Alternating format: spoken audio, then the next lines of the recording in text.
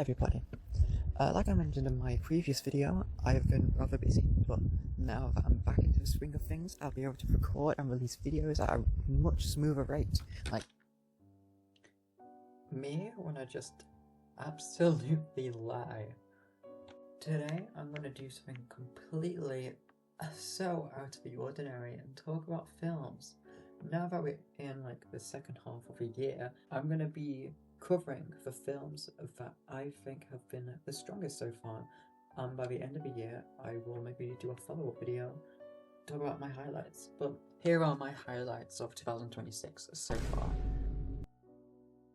Currently, I'm taking advantage of this Roblox game as it's a super cute game where you're gonna paint album covers, but because of how many horrendous album covers there are out there, I assume this game is like a ticking time bomb and it's not going to be up for very much longer. So I'm using this as background footage. Enjoy.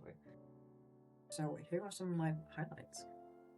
A few cheaty honorable mentions before we start. I'm counting this and the upcoming film here before the actual list because these are technically 2025 films. Not even technically, I mean, these are just films from last year, 2025.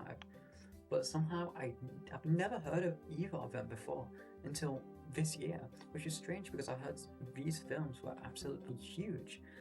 I'm a little irritated that I completely avoided all of the hype, so now I view them as 2026 films, which they aren't. I Swear, directed by the same guy who did Nanny McPhee, of all things, but no, it's a weird sequel. Does anyone remember that? It's a very stunning biopic on John Davidson, a Scottish activist. This film tells his life through his experience with Tourette syndrome. And for a biopic, the way it manages to make the pacing feel so natural, even my favourite film of this year, which I'll mention later on, has one more pacing issue than I Swear, which is one very small one. Yes, a great protagonist is important for a film, but when an antagonist is just as compelling, if not better, you know it's something special. Remick may be my favourite character from this film. I can't recall if we see him as a human, but I wish we could see him more, not as a vampire, because I really like him. It's sad that we only see him as this evil, basically possessed vampire. This film clearly tackles many issues that minorities faced during the 1920s and 1930s. Back then, the Irish weren't considered white, which you can clearly see the discrimination on both ends. It felt like the antagonist and protagonist could relate to one another in some way, and I haven't seen that in many things recently. Such a wonderful piece of art, and I hate to see it parodied in this year's scary movie. Ready. They've gotten parody so wrong. Because they can't attempt to parody sins when they don't understand sins. They could not even be bothered. They could not even be bothered to get an Irish actor list. They couldn't even be bothered to find an Irish actor. It's like they really just don't understand what's parodying. It's like they haven't seen the source material and just seeing how marketable everything was and write it. You're not supposed to be Irish. That needs to be the whole point. Yeah, the joke is that they're gay. Moving on to here. The creator of Backrooms brought his idea to life, and I just find that so inspiring. It's very Don't Hug Me, I'm Scared. It's very Junji Ito. I'm being completely honest when I say this film is super cute and fun. If you like any sort of internet horror, I would highly recommend checking this film out whilst it's still at cinemas. It may start off a bit skew with, but it's a slow burner, and I find it's super worth it.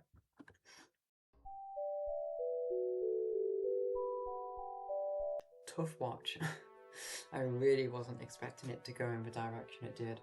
Huge content warning ahead. This film is sad and also very scary. The film already puts you in the right uneasy and upsetting and uncomfortable mindset as it follows Bear. Yes, that's his name. Americans are weird. Coming home to find his cat, well, not in very good health as he left his pills open.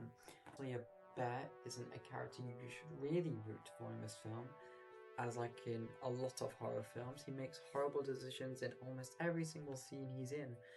Bear finds some kind of wishing stick thing, but instead of wishing for his cat to be alive like a regular person would, he wishes on the spot after a bad date thing with Nikki, the girl he likes. He wishes for Nikki, the girl he likes, to basically fall in love with him more than anybody in the world. It's sad, as clearly in her early stages of possession, by the way, she can see her true self, like, taking control for a few seconds at a time. This film gets pretty insane quickly. This film does not like to stand around.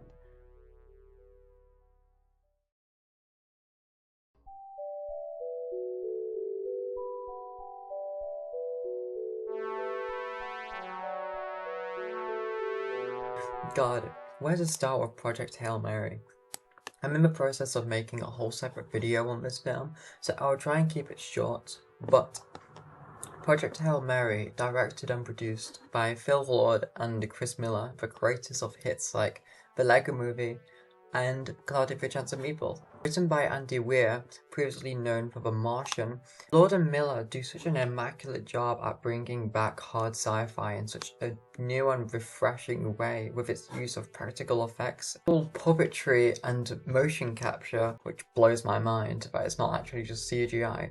Is 1,000 times what hard science fiction needed after big names like Nolan having his way with a subgenre and kind of making it kind of dull. I don't really like Nolan. Shoot me, I'm dying on that hill. This film stars Ryan Gosling, Grace, a science teacher who seems to be a little too knowledgeable about this species called astrophage, these alien entities that are rapidly dimming our sun. Although this film doesn't actually start here, we are thrown onto an interstellar spaceship called the Hail Mary. Oh my god, that's the name of the film. We have little to no context so far, and I love this. We know exactly the same amount of information as the protagonist, who has just woken up after years with no memory. We find out more based on clues scattered around. We find out what's going on through the perspective of Grace. As the viewers grasp the basic plot, it cuts to Earth, giving us a proper backstory and a true reason why he went to space, as we have been with an unreliable narrative so far. Well, for most of the film, I mean.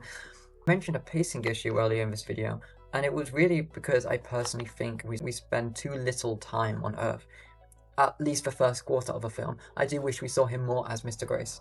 But that's kind of my only critique of this film. Everything feels a bit too rushed at the beginning.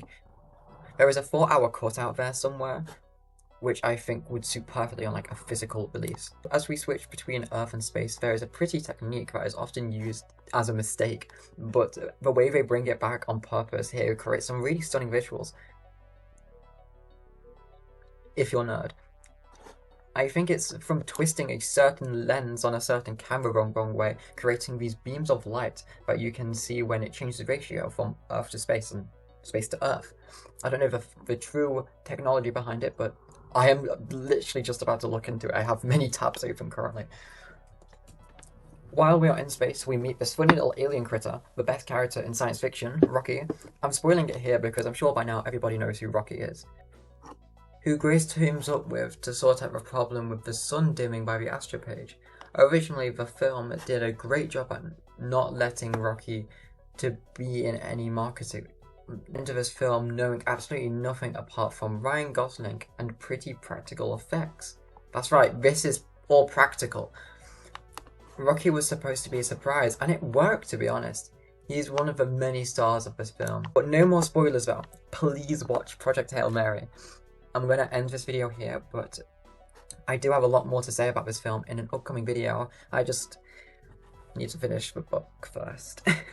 Which I don't know how long it would be. There's a lot of information in the book that didn't make it to screens because of how much depth the author goes into with all the science yap.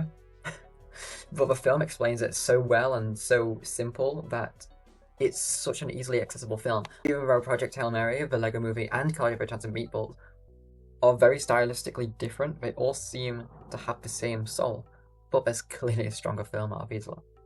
5 thumbs down out of 5.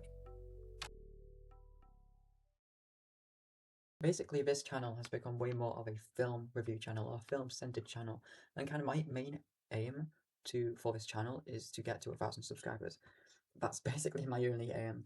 I just want to make these fun little videos talking about films, because that's kind of like my major.